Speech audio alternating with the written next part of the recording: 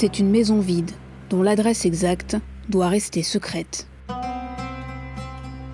Son occupant l'a fui il y a quelques semaines avec sa famille, par peur et par chagrin.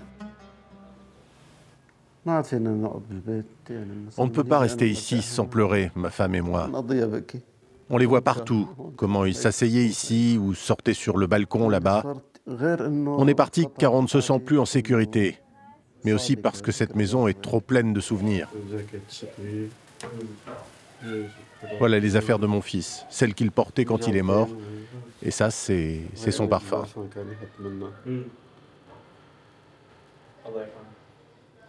Cet homme a perdu son fils, ses 2 frères et 2 de ses neveux.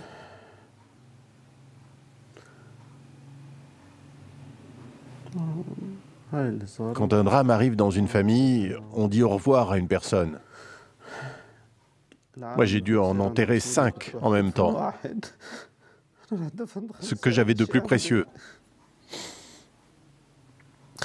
Je les ai perdus, tous les 5. Le soir du drame, il était endormi quand des hommes prétendant être de la sécurité générale ont tambouriné à la porte et embarqué tous les hommes de la famille encore réveillés, dont son fils, âgé de 15 ans. Quand j'ai demandé aux autorités de leurs nouvelles, ils m'ont dit qu'ils ne les avaient jamais arrêtés. Le lendemain, elles ont appelé en disant que c'était trop tard, qu'elles avaient retrouvé leurs corps dans l'hôpital de quartier, tous tués d'une balle dans la tête. En mars dernier, des familles entières ont été décimées, tuées car alaouites, la même minorité que Bachar al-Assad. La violence a éclaté quand d'anciens partisans du régime ont attaqué les forces de sécurité. C'est la frange ultra-radicale des factions intégrées à la nouvelle armée régulière qui a répliqué par des tueries de masse indiscriminées. Bilan, au moins 1300 morts selon les organisations de défense des droits humains. Le président du gouvernement de transition, Ahmed El-Shara, a promis de poursuivre les responsables. La violence entre communautés est aussi désormais aux portes de Damas. Dans la banlieue de Jaramana, où vit une majorité de Druzes, 14 personnes ont été tuées début mai.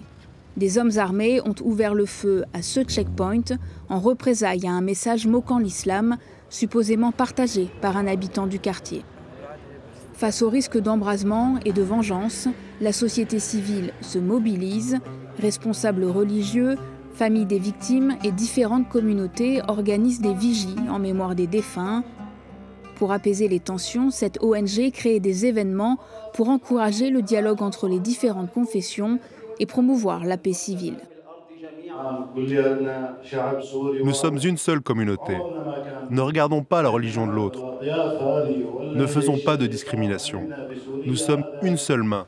Nous sommes frères du même foyer.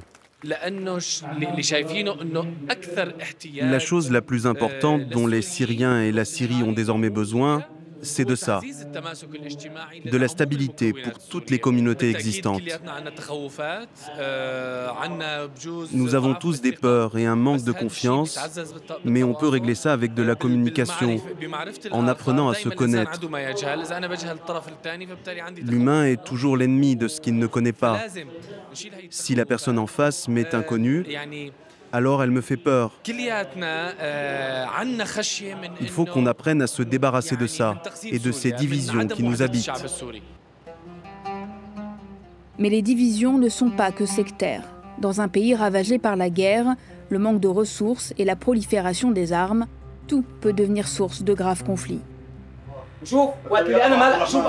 اخي وقت اللي كنت انا هون وكان هو برا 18 وكان عم يحكي معي كل يوم وبيعرف انه وصلوا حق المحل وكل شيء وما زاد شيء بيعرف هو لا انت حكيت معي. À Douma, ces 2 hommes, anciens associés, se renvoient la responsabilité de payer les rénovations d'un magasin détruit pendant la guerre. Ce représentant local a mis sur pied un conseil de médiation. Ici, il tente de réconcilier des voisins qui se battent pour des propriétés, d'anciens amis que des dettes ont fâchés, des opposants politiques qui se sont dénoncés et parfois même des factions armées qui se disputent le territoire. Vous êtes venus ici au Conseil de réconciliation. Vous étiez tous les 2 d'accord pour régler le problème. Donc arrêtez de vous battre. Récemment, le gouvernement a mis en place un comité pour la justice transitionnelle. C'est une bonne chose. Mais on ne peut pas attendre indéfiniment que de nouvelles lois soient votées. Si les conflits dans la société ne sont pas réglés, ça va finir par créer encore plus de divisions. L'objectif principal d'un conseil de réconciliation comme celui-ci, c'est de s'attaquer aux problèmes liés aux conflits d'après-guerre. Dans les pays qui ont connu la guerre, on se retrouve souvent avec des disputes financières et beaucoup de tensions sociales.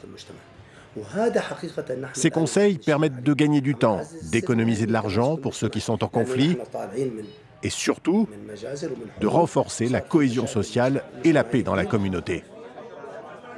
Il y a urgence. Dans un pays brisé par la dictature et la guerre, les Syriens, montés les uns contre les autres pendant des décennies, n'ont pas le loisir d'attendre un nouveau système judiciaire fonctionnel pour empêcher une nouvelle explosion de violence.